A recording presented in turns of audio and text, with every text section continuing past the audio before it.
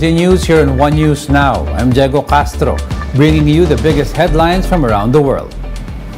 The death toll from the huge earthquake that rocked Turkey and northwest Syria has climbed to over 2,700. The freezing weather is hampering efforts to find survivors and also adding to the plight of the thousand left injured or homeless. In a statement, the Philippine Embassy in Ankara said no Filipino was reported killed in the earthquake, but notes that the Philippine government is ready to respond to the disaster. The magnitude 7.8 quake brought down whole apartment blocks in Turkish cities and piled more devastation on millions of Syrians displaced by years of war. The quake struck before sunrise in harsh weather and was followed in the early afternoon by another large quake, which was big enough to bring down more buildings. Monday's casualties marked the highest death toll from an earthquake in Turkey since 1999, when a tremor of similar magnitude devastated the heavily populated eastern Marmara Sea region, killing more than 17,000. To mourn the victims, Turkish President Tayyip Erdogan has declared 7 days of national mourning for the nation and urged flags to fly half-mast until February 12. Üzüntümüz çok büyük. We are in immense sadness. I wish God's mercy on all our citizens who lost their lives, and I wish our injured a speedy recovery. My condolences to our people. A U.S. Air Force general raises a, quote, awareness gap in the military as he admits that they failed to detect previous spy balloons before the one they shot down. Over the weekend, the Pentagon said that spy balloons briefly flew over the U.S. at least 3 times during the Trump administration and one previously under President Joe Biden. The Air Force general says U.S. intelligence determined the previous flights after the fact based on additional means of collection of intelligence. However, he did not offer further details on whether that might be cyber espionage. Meanwhile, China says the balloon sighted over Latin America recently was originally deployed for civilian purposes. This after Colombia reported a possible balloon detected in its airspace system last Friday. With regards to this balloon over Latin America that you've mentioned, it is understood and verified that the unmanned airship in question that came from China is of a civilian nature and used for flight tests.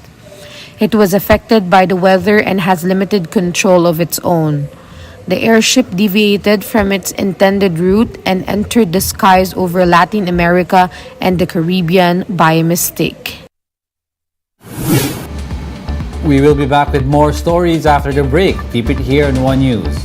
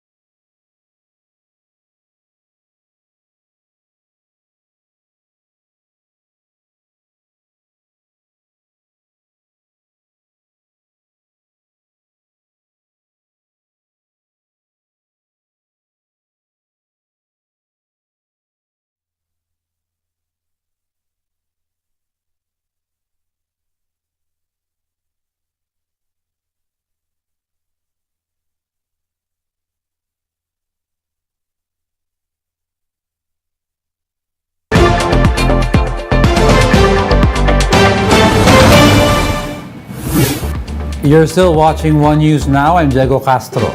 The crisis engulfing the Adani Group in India intensified on Monday as hundreds of members of the country's opposition parties took to the streets to press for a probe into allegations that triggered its market rout. The crisis was triggered by a report of US-based short seller Hindenburg Research accusing the Adani Group of stock manipulation, unsustainable debt, and use of tax havens. Shares of Adani, one of India's top conglomerates, continued their free fall with its cumulative market value loss topping $110 billion. With this, hundreds of members of India's Congress Party gathered to protest across the country. Both houses of India's parliament were adjourned on Monday, the third consecutive day amid sloganeering and demands to launch an inquiry. The Adani Group has meanwhile rejected the criticism and denied any wrongdoing.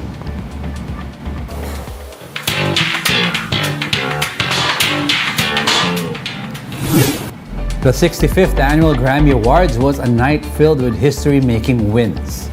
Beyoncé, for one, broke the record for most Grammy wins of all time with 32 total awards. Harry Styles got Album of the Year for Harry's House, which also won Best Pop Vocal Album. Bonnie Raitt secured Song of the Year for Just Like That, while Lizzo won Record of the Year for About Damn Time. Adele took home the award for Best Pop Solo Performance for Easy on Me. Meanwhile, Viola Davis has joined the EGOT Club after winning Best Audiobook for her autobiography Finding Me. EGOT is an acronym for the achievement of those who have won an Emmy, a Grammy, an Oscar, and a Tony. Let's hear parts of their memorable acceptance speeches in this report by the Associated Press. As we are witnessing history tonight,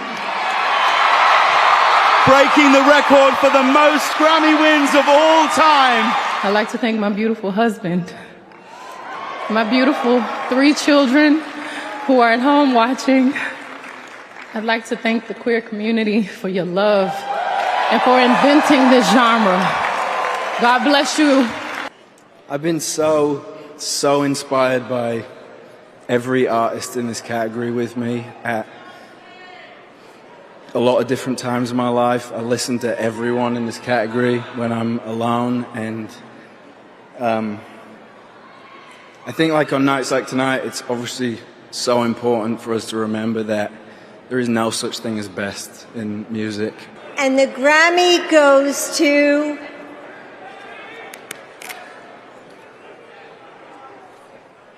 Just Like That.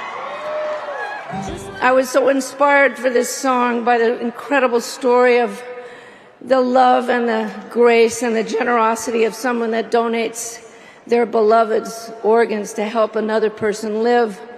I want to dedicate this award to Prince. When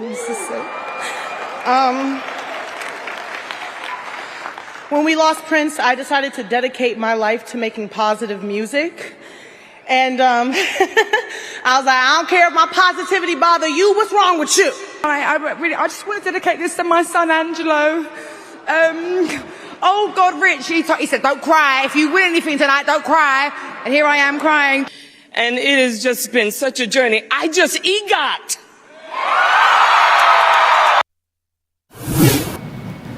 And those are the top stories of the hour. Join us again at 9 a.m. as we continue to monitor the day's biggest stories. You can also catch One News on Signal Play.